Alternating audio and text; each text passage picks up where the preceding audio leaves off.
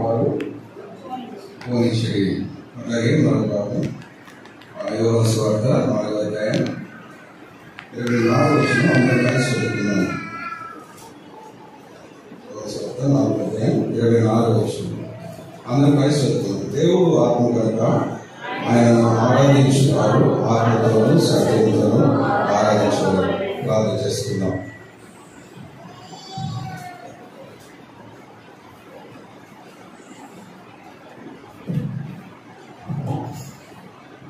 ప్రేమకి ఆచరించుకుంటున్నాం.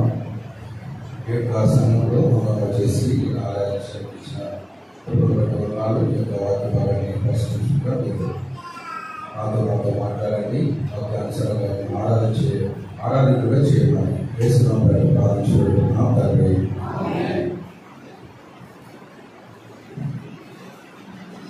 మరొకసారి యోహాను సువార్త 4వ అధ్యాయం 24వ వచనం ఒకసారి మళ్ళా అందరం కలిసి చదువుకుందాం. దేవుడు ఆత్మ కనుక ఆయనను ఆరాధించువారు ఆత్మతోనూ సత్యంతోనూ ఆరాధించేవారు. ఆయనను ఆరాధించేవారు ఆత్మతోనూ సత్యంతోనూ ఆరాధించాలని ఒక భక్తుడు చెప్తూ ఉంటాడు. కీర్తనలు చూడండి, కీర్తన 34:1 ఒక భక్తులను ఆరాధిస్తూ ఉంటాడు. కీర్తన 34:1 నేనెల్లప్పుడూ యెహోవాను సన్నుతించేదను, నిత్యము ఆయన కీర్తినామముగా ఉండును. నేనెల్లప్పుడూ యెహోవాను ఎల్లప్పుడూ అంటే 24 గంటలు కంటిన్యూ ప్రాసెస్. నిత్యము ఆయన కీర్తినామముగా కంటిన్యూగా ఆయన కీర్తి మనముగా ఉండాలని కోరుతున్నాను. నేను ఎల్లప్పుడూ అంటే సపోజ్ ఉదాహరణకు చెప్పుకోవడానికి సిస్టర్స్ అయితే చాలా పనుల్లో వంట చేస్తూ కానీ బట్టలు తీయడంలో కానీ ప్రతి విషయంలో ఎప్పుడు ఆయనను ఆరాధించే ఆరాధకులుగా ఉంటూ ఉండొచ్చు. వంట చేస్తూ చక్కగా ఆయన పాడుకుంటూ ధ్యానం చేసుకుంటూ వంట చేస్తుంటే ఎంతో మధురంగా ఉంటుందని చెప్పుకోవచ్చు. అలాగే బ్రదర్స్ కూడా చాలా మంది డ్రైవింగ్ వెళ్తూ అనేక చోట్ల వెళ్తూ కూడా ఆయనను పాడుకుంటూ స్తుతిస్తూ ఉండొచ్చు అని చెప్పుకోవచ్చు. ఎల్లప్పుడూ యెహోవాను నిత్యము ఆయన కీర్తి నామముగా ఉండడు. కనుక అది ఎందుకు మనం ఆయన ఆరాధించాలండి, ఎందుకు మనం స్తుతించాలి? కీర్తన 139:13-14 చదవండి. కీర్తన 139.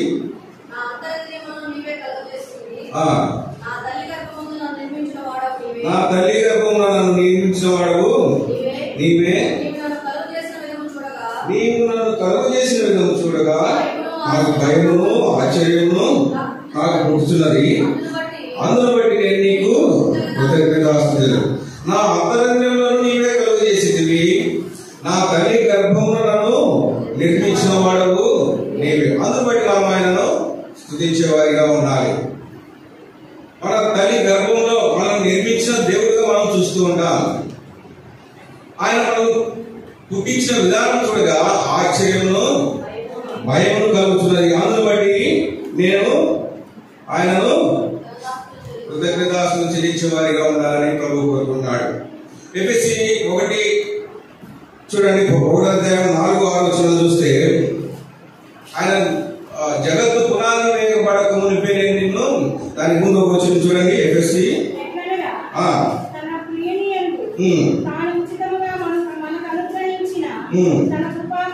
తన కృపా మహిమైశ్వర్యమును కీర్తి కలుగునట్లు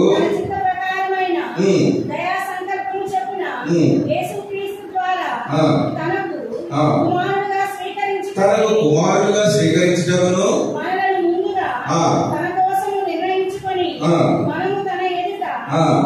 పరిశుద్ధులముగాను నిర్దోషులముగాను ఉండవలెనని జగత్తు పునాది వేయబడక మునిపే ప్రేమ చేత ఆయన క్రీస్తులో మనను ఏర్పాటు చేసుకున్నాడు. జగత్తు పునాది వేయబడక మునిపే ఎలా ఉండాలంటండి? పరిశుద్ధులముగాను నిర్దోషులముగాను ఉండవలెనని క్రీస్తులో మనలను ఏర్పాటు చేసుకున్నాడు. కనుక మనం ఆయన ఆరాధించే ఆరాధకులు ఉండాలంటే మనము పరిశుద్ధులముగాను నిర్దోషులముగాను ఉండాలని ప్రభు చెప్పబోతున్నాడు. జగత్తు పునాది వేయబడక మునిపే మనలను ఏర్పాటు. ఎందుకు మనం అసలు ఈ లోకానికి వచ్చాడండి? పాపులను రక్షించడానికి క్రీస్తు యేసు లోకానికి వచ్చాడని మనం చూస్తూ ఉంటాం. నశించడానికి వెనక రక్షించడానికి ఈ లోకానికి వచ్చాడని చూస్తూ ఉంటాం. ఇంకో మాట చూస్తే మత్తయి సువార్త 5:17 చూస్తే ప్రవక్తల యొక్క ప్రవచనాలు నేను నెరవేర్చడానికి రాలేదు కానీ నన్ను పంపిన వాడిని చెప్తాను. చూడండి, మత్తయి సువార్త 5:17 చూడండి.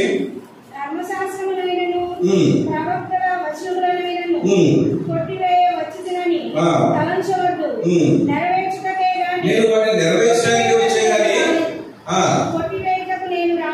కనుక ఏంటంటే ప్రవక్తలు ప్రవచించిన వాక్యం అది ఏంటి? ప్రవక్తలు ప్రవచించిందండి. జకరియా 9:9 చూడండి. ఏం ప్రవచించారు ప్రవక్తలు? జకరియా 9:9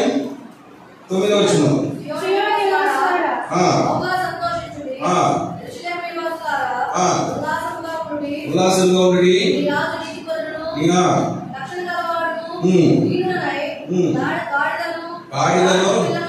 గాడిద పిల్ల ఎక్కి ఎందుకు? ఇది ప్రవక్తలు ప్రవచించారండి ఆ రోజు. ఆ విధంగానే గాడిద ఎక్కి గాడిదను విప్పించి గాడిదకి వచ్చారంట. కనుక ప్రవక్తలు ప్రవచించిన ప్రవచనాన్ని నెరవేర్చడానికి వచ్చారు కానీ నా చిత్తాన్ని నెరవేర్చడానికి రాలేదని సెలవిస్తున్నాడు. యోహాను 3:38 చూస్తే నా ఇష్టాన్ని నేను నెరవేర్చడానికి రాలేదని సెలవిస్తున్నారు. 1:6:38 చూస్తే అపవాది క్రియలో లయపరచడానికి నేను ఈ లోకానికి వచ్చానని సెలవిస్తున్నారు. కనుక ఈ లోకానికి ఎందుకు వచ్చాడో చూస్తున్నాం. మన జీవితంలో మన పాప జీవితాలని కడిగి శుభ్రపరిచి పరిశుద్ధపరిచి తన రక్తంతో మనల్ని కడిగి పవిత్రపరచడానికి ఈ లోకానికి వచ్చినట్టు చూస్తూ ఉంటాం. ఇక్కడ చూస్తే మార్కు సువార్త 11:2 చూస్తే ఇక్కడ గాడిద మీద వచ్చినట్టు చూస్తూ ఉంటాం. కట్టబడి ఉన్న గాడిదను చూస్తూ ఉంటాం. చూడండి, మార్కు 11 మార్కు సువార్త 11:2 చూడండి.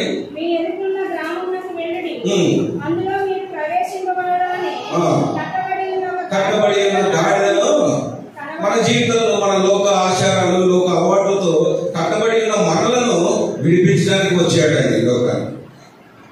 మన జీవితంలో అనేక విషయాల్లో కట్టబడి ఉన్నాం. ఆ బంధకాల నుంచి బయటకు రాలేకున్న పరిస్థితిలో ఉన్న మనలను విడిపించడానికి ఈ లోకానికి వచ్చి గాడిద సాదృశ్యంగా ఈ చూస్తే గాడిద నేను మానవుని యొక్క పాత తర్వాత జీవితానికి సాదృశ్యంగా మనం చూడవచ్చు. ఏంటంటే గాడిద మానవుని యొక్క పాత తర్వాత జీవితానికి సాదృశ్యంగా మనం చూస్తాం. అది ఎలా ఉంది? కీర్తన 32:9 చూడండి. కీర్తన 32:9 జ్ఞానం లేని గుర్రముల వలెను కంచర గాడిద వలెను మీరు ఉండకుడి. చాలు. ఇక్కడ ఎలా ఉంటుందంటే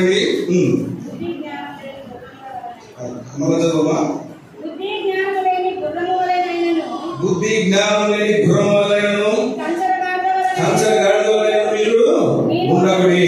మానవుడు ఏ విధంగా ఉంటున్నాడండి? బుద్ధి జ్ఞానం లేనటువంటి వారిగా ఉంటున్నారు. అనేక విషయాల్లో బుద్ధి లేనటువంటి వారిగా ఉంటున్నారు. జ్ఞానం లేనట్టు చేస్తూ ఉంటారు. కుటుంబ సమస్యలో కానీ కుటుంబ పనుల్లో కానీ సంఘంలో పనులు కానీ బుద్ధి లేనటువంటి వారిగా చేస్తున్నారు. జ్ఞానం లేకుండా చేస్తున్నట్టు చూస్తూ ఉంటాం. ప్రభువా, నా యొక్క జీవితంలో నేను బుద్ధి లేని వాడిగా ఉన్నాను, జ్ఞానం లేనటువంటి వాడిగా ఉన్నాను. నన్ను రక్షించి నన్ను కరుణించి నీ బిడ్డగా నన్ను చేస్తున్నావు ప్రభువా. అందును బట్టి నిన్ను స్తుతిస్తున్నాను, నిన్ను ఆరాధిస్తున్నానని మనం ఆరాధించే ఆరాధకులుగా ఉండాలని ప్రభు. అనేక ఇంకో విషయం చూస్తే సామెతలు చూస్తే సామెతలు 10:1 చూస్తే జ్ఞానం గల కుమారుడు తన తండ్రిని చదవండి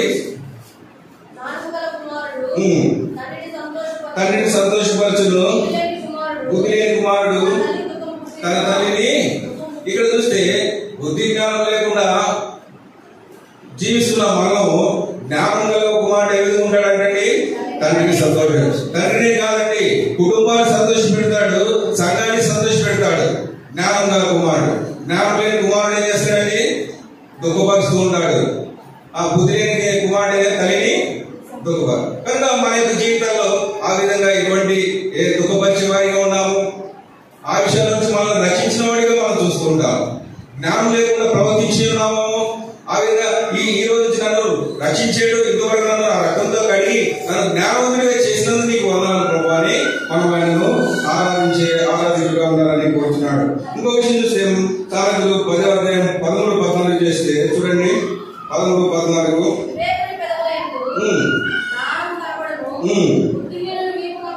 వివేకుని పెదవులందు జ్ఞానం కనబడును,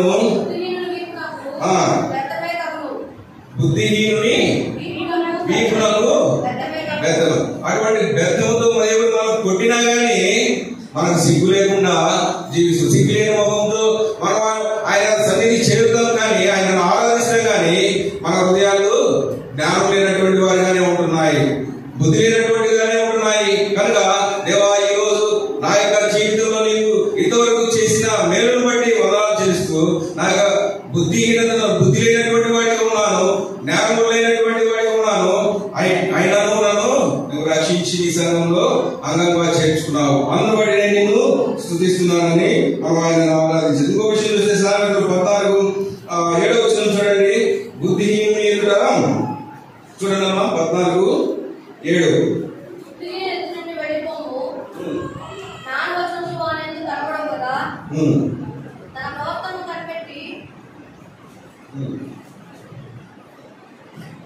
వచ్చింది.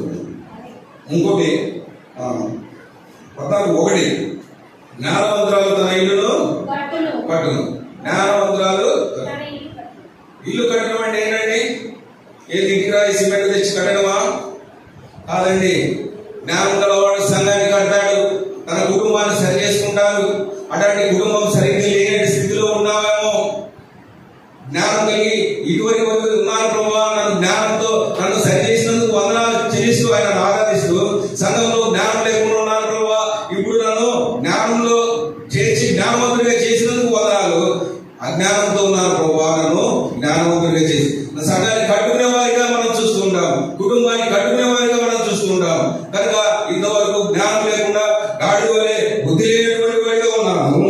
కానీ ఇప్పుడు నన్ను సరి చేసి నీ రక్తంతో కడిగినను నీ బిడ్డగా చేసుకున్నందుకు వందనాలని ఆయనను ఆరాధించుగా మనము ఉండాలని కోరుతున్నాను. రెండోగా చూడండి, మొదటి ఏం చూస్తున్నాము? గాడి ఎలాంటి బుద్ధి జ్ఞానం లేనటువంటిదిగా చూస్తున్నాం. రెండోగా చూడండి 1 కొరింథీ 1వ అధ్యాయం 29వ వచనం చూడండి. కొరింథీయులకు రాసిన పత్రిక మొదటి కొరింథీ 1వ అధ్యాయం 29వ వచనం.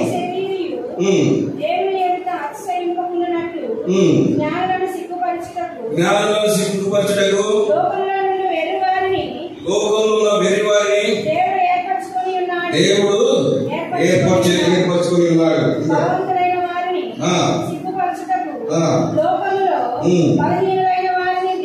ఏర్పరచుకొని ఉన్నాడు. బలహీనులైన వారిని ఏర్పాటు చేసుకున్నాడు. ఇంకోటి ఎన్నికైన వారిని అర్థం చేయుటకు లోకంలో నీచులైన వారిని ఎన్నిక లేని వారిని దేవుడు ఏర్పాటు చేసుకున్నాడు. గాడిద చూస్తే ఎన్నిక లేనటువంటిదిగా చూసుకుంటాం. సపోజ్ కోడి ఎక్కడైనా పోయిందంటే దాన్ని దేవులాడడానికి వెళ్తూ ఉంటారు. అనేక ప్రాంతాలు వెళ్ళి దేవులాడు. ఒకసారి గీత పోయిందని చాలా సార్లు ఊరు వెళ్ళి దేవులాడు తీసుకొచ్చేవారుగా ఉంటారు. కానీ గాడిద పోతే ఎవరు పట్టించుకునేవారుగా, ఎన్నిక లేనటువంటిదిగా చూస్తున్నాం. గాడిద ఎన్నిక లేనటువంటిదిగా చూస్తున్నాం. అటువంటి స్వభావం కలిగిన మనలను, ఎన్నిక లేనటువంటి వారిగా మనలను దేవుడు మనలను ఏర్పాటు చేసుకున్నట్టుగా చూస్తున్నాం. కనుక ఇంకో విషయం చూడండి, లేవికాండం 11వ అధ్యాయం 1 నుంచి 17 వరకు చూస్తే ఇక్కడ గాడిద అపవిత్రమైనదిగా చూస్తుంటాం. 11వ అధ్యాయం 1 నుంచి 17 వరకు చూస్తే చదవండి, సమయం లేదు కనుక. అక్కడ చూస్తే అపవిత్రమైనదిగా చూస్తుంటాం. గాడిద అపవిత్రమైన మన జీవితంలో అపవిత్రంగా మనం జీవిస్తున్నాం. ఎన్నిక లేనటువంటి వారిగా ఉన్నాం, బుద్ధి జ్ఞానం లేనటువంటి వారిగా ఉన్నాం. అలాంటి వారిని దేవుడు మనను ఏర్పాటు చేసుకున్నాడు. ఏర్పాటు చేసుకుని సంఘంలో ఒక అంగంగా చేసి నిన్ను నిలబెట్టుకున్నాడు. అందును బట్టి ఆయనను ఆరాధించే భక్తులమై ఉన్నాము. ఇంకోటి చూడండి, 1 తిమోతి 1:12 చూడండి. 4 చూస్తే 1 తిమోతి 1:12 చూస్తే హానికరుడును, హింసకుడును, దూషకుడును చూడండి. 1 తిమోతి 1 పూర్వము దూషకుడును, హింసకుడను హానికరుడైన నమ్మకమైన వాడిగా ఎంచినందుకు నన్ను బలపరిచిన మన ప్రభువైన క్రీస్తు యేసుకు కృతజ్ఞుడై ఉన్నాను. పూర్వము దూషకుడిగా ఉన్నాము, హింసించే వారిగా ఉన్నాము, ఇతరులను దూషించే వారిగా ఉన్నాము, ఇతరులకు హాని చేసే వారిగా ఉన్నాను. నా యొక్క జీవితంలో అనేక విషయాల్లో దేవా నేను దూషకుడిగా ఉన్నాను, హింసించేవాడిగా ఉన్నాను, అనేక విషయాల్లో ఇతరులకు హాని చేసేవాడిగా ఉన్నాను. నన్ను రక్షించి నీ యొక్క బిడ్డగా చేసుకుని నీ రక్తంతో నన్ను కడిగి ఈ యొక్క సంఘంలో అంగంగా చేసే ప్రభువా నీకు వందనాలు. ఇంత గొప్ప దేవునికి నేను ఏమి ఇవ్వగలను తండ్రి? ఏమి లేనటువంటి వాడను విరిగి నలుగురు హృదయంతో నిన్ను ఆరాధిస్తున్నానని ఆరాధికులుగా ఉన్నాడు. కనుక ఇలాంటి అన్ని విషయాల్లో హింసిస్తున్న వారిగా ఉన్నాము, దూషించే వారిగా ఉన్నాము, బుద్ధి లేనటువంటి వారిగా ఉన్నాము, జ్ఞానం లేనటువంటి వారిగా ఉన్నాము, ఎన్నిక లేనటువంటి వారిగా ఉన్నాము, అపవిత్రమైన వారిగా ఉన్నాము. ఇలాంటి వాటన్నిటిలో నుంచి ఇంకోటి చూడండి 1 Corinthians 1:28 చూస్తే నీచులైన వారిని తృణీకరించి చూడండి, చదవండి. 1 Corinthians 1:28 ఇక్కడ చూస్తే నీచులైన వారిని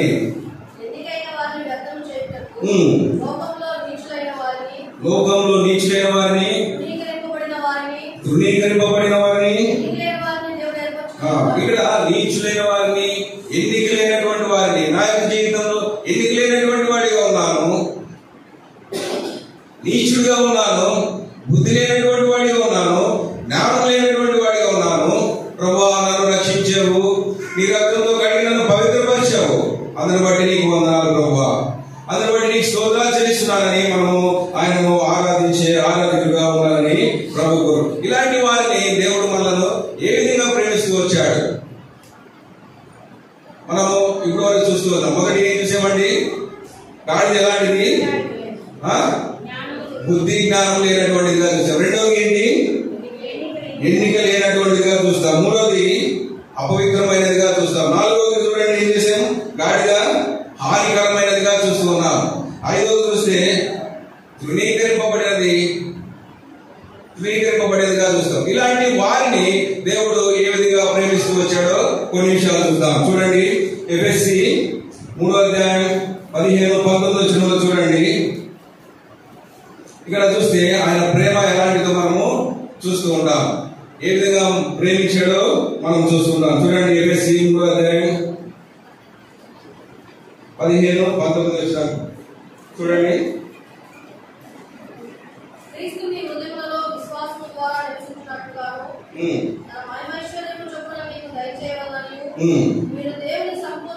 దేవుని సంపూర్ణతయందు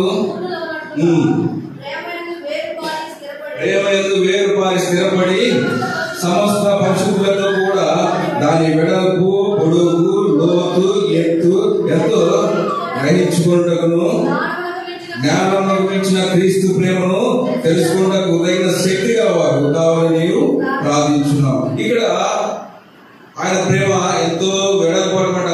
ఈ సపోజ్ ఇక మందిరాన్ని ఎంత వెడల్పు ఎంత పొడుగు మనం కొలత వేయచ్చు, కానీ దేవుని ప్రేమ ఎంతలో మనము కొలత వేయలేనటువంటిదిగా చూసుకుంటాం.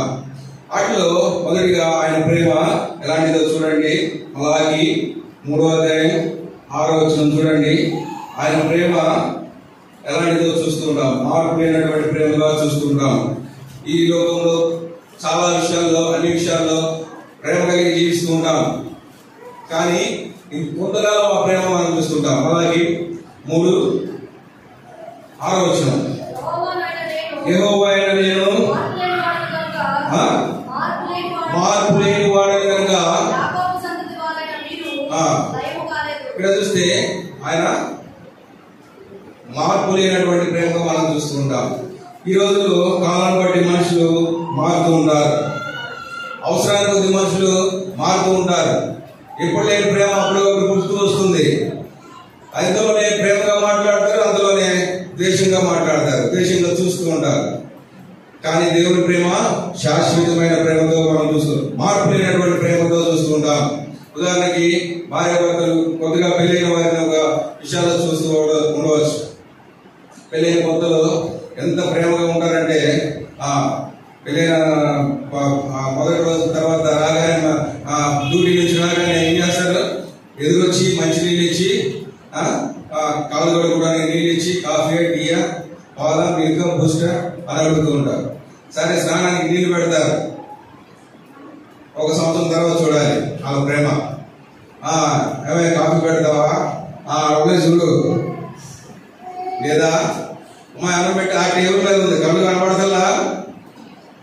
అమ్మాయి స్నానం చేస్తుంది, కండలిస్తావా? నీ చేతులు లేవా? లేదా?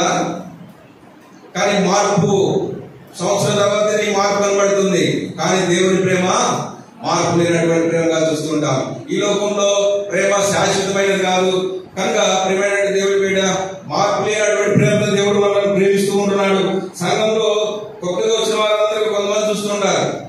అన్న ప్రైజ్లాడు అన్న, కొత్తగా వచ్చినప్పుడు సంవత్సరం పోయిన తర్వాత చూడాలి. నాకు ప్రైజ్లాడు చెప్పుకుని వెళ్తున్నావా? కానీ చూస్తాను సంగతి. ఇది కొంతకాలమే మార్పు. కానీ దేవుని ప్రేమ మార్పు లేనటువంటి ప్రేమగా చూసుకుంటాం. మంచిగా ప్రేమతో ఉన్నట్టే ఉంటాము, కానీ ప్రేమతో మాట్లాడుతూనే ఉంటాము. కానీ ప్రియమైనటువంటి దేవుని బిడ్డ, అది కొంతకాలం వరకే మానవుని ప్రేమగా చూసుకుంటాం. దేవుని ప్రేమ ఎలాంటిదంటండి? మార్పు లేనటువంటి ప్రేమగా చూసుకుంటాం. రెండోగా చూడండి, యెషయా గ్రంథం 49:15. ఇక్కడ చూస్తే మరువని ప్రేమగా మనం చూస్తుంటారు.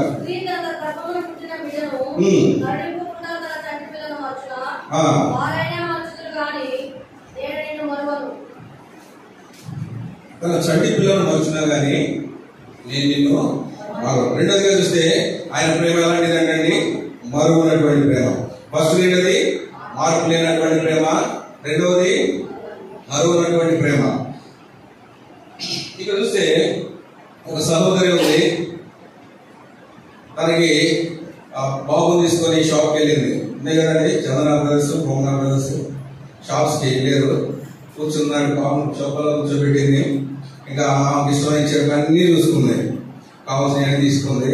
2 సంచులు 2 చేతులు పట్టుకొని ఇంటికి వెళ్ళిపోయారు. ఇంటికి వెళ్ళాక బాబు అని అక్కడ తిరగలాడుతుంది. కాసేపు గుర్తొచ్చింది, అరే షాప్లో సోఫాలో కూర్చోబెట్టారు. మళ్ళీ ఆయనకు వచ్చి ఆట వేసుకొచ్చి మళ్ళా బాబుని తీసుకుని, తల్లి తన చంటి బిడ్డను మర్చినా కానీ నేను నిన్ను మరవను. ఇటువంటి ప్రేమ దేవుని ప్రేమ. అటువంటి ప్రేమలో ఎన్నిక లేనటువంటి వారిని, బుద్ధి లేనటువంటి, జ్ఞానం లేనటువంటి మనలను శాశ్వతమైన మార్పు లేనటువంటి ప్రేమతో మనలను ప్రేమిస్తూ ఉన్నాడు. మరువనటువంటి ప్రేమతో మనలను ప్రేమిస్తూ ఉంటున్నాడు. చూడండి, 3వ చూడండి ఆయన ప్రేమ ఎలాంటిదో. రోమా 8:38 చూడండి. రోమా 8:38-39. దేవుని ప్రేమ విడదీయనటువంటి ప్రేమగా చూస్తూ ఉన్నాం. దేవుని ప్రేమించే వారికి ఆయన సంకల్పం చెప్పిన పిలువబడిన వారందరికీ సమస్తము సమకూడి జరుగుచున్నవని ఎరుగుదము. ఎందుకనగా తన కుమారుడు అనేక సహోదరులలో జ్యేష్ఠుడైనట్లు దేవుడు ఎవరిని ముందుగా ఎరిగినో 8:38-39.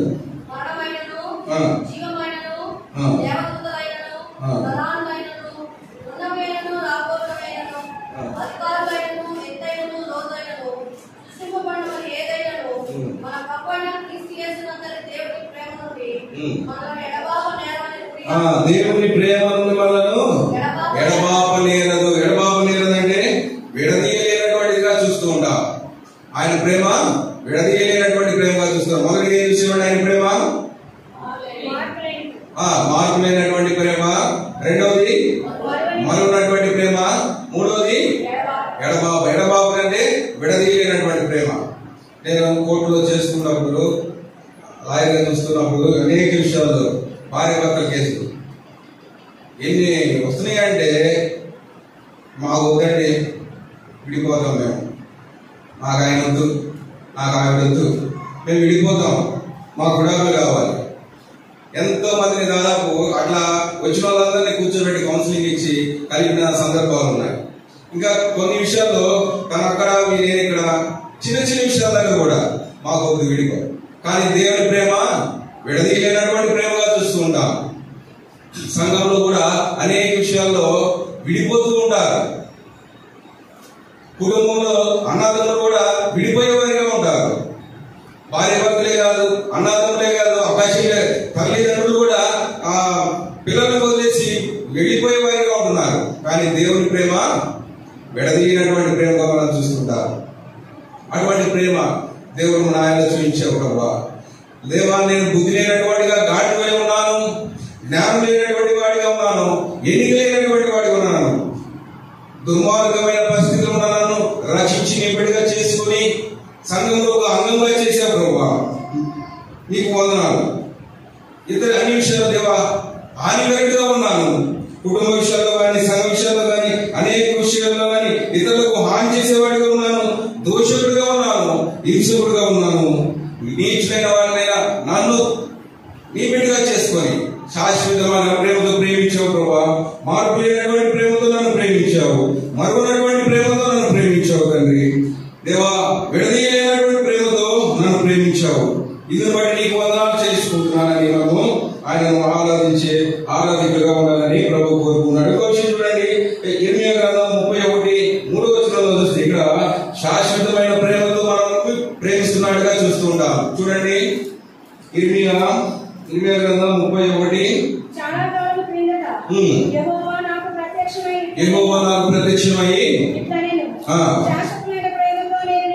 శాశ్వతమైన ప్రేమతో నేను నిన్ను ప్రేమించుచున్నాను కనుక ఇక్కడ ఏ విధంగా ప్రేమిస్తున్నాడండి? శాశ్వతమైన ప్రేమతో. ఒకసారి జ్ఞాపకం చేసుకుందామా? ఏ విషయాల్లో దేవుడు మనం ప్రేమిస్తున్నాడు? మొదటిగా ఏ విషయాల్లో ప్రేమిస్తున్నాడు? మొదటిగా ఏ విషయాల్లో ఎలా ప్రేమిస్తున్నాడు? మార్పు లేనటువంటి ప్రేమతో ప్రేమిస్తున్నాడు. రెండవదిగా మరొకటువంటి ప్రేమతో ప్రేమిస్తున్నాడు. మూడవదిగా ఎడబాపడేదంటే దేవుని ప్రేమ విడదీయలేనటువంటి ప్రేమగా మనల్ని ప్రేమిస్తున్నాడు. నాలుగవదిగా శాశ్వతమైన ప్రేమతో. ఇలా ఒక టాబ్లెట్స్ ఉంది, దానికి కొంటాము, దానికి ఒక ఎక్స్పైరీ డేట్ ఉంది. ఈ డేట్ వరకే దీన్ని వాడుకోవాలండి. చివరికి మానవుడు కూడా అధిక ఆయుష్ ఎంతండి? కనుక ఇంత కండిషన్స్ లో ఉన్న వాటికి మనకి ఇది లేదు. కానీ దేవుడు ఎలాంటి ప్రేమతో ప్రేమిస్తున్నాడు? శాశ్వతమైన ప్రేమతో. అందుకే ఆ భక్తులు మొదటి చదువుకున్నాం, కీర్తన 34:1. అందుకే మనం ఎలా ఉండాలంటే ఎల్లప్పుడూ యెహోవాను నిత్యము ఆయన కీర్తి. కనుక మనము ఆయనను ఆరాధికులుగా మనం ఒకసారి మళ్ళా చూసుకుందాం. ఏ విషయాలు మనం ఎలా ఉన్నామనేది ఒకసారి మళ్ళా చూసుకుందాము. నశించిన దాన్ని రక్షించడానికి ఈ లోకానికి వచ్చిన దేవుడు దేన్ని ఎంచుకున్నాడండి? గాడిద ఎంచుకున్నాడు. గాడిద ఎలాంటిదండి?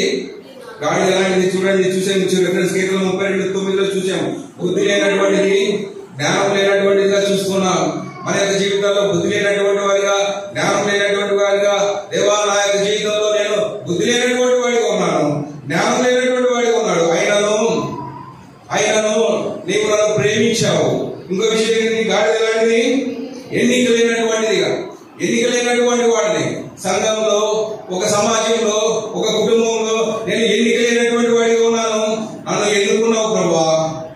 బుద్ధి జ్ఞానం లేని వాడిని నన్ను ఎన్నుకున్నావు. ఇంకోటి చూస్తే గాడిద ఎలాంటిదండి? అపవిత్రమైనది, ఇంకోటి హానికరమైనటువంటిది, ఇంకోటి తృణీకరించబడినటువంటిదిగా గాడిద చూస్తున్నాను. నా యొక్క జీవితంలో అనేక మంది నన్ను తృణీకరించారు, దూరపరిచారు, వెలివేశారు.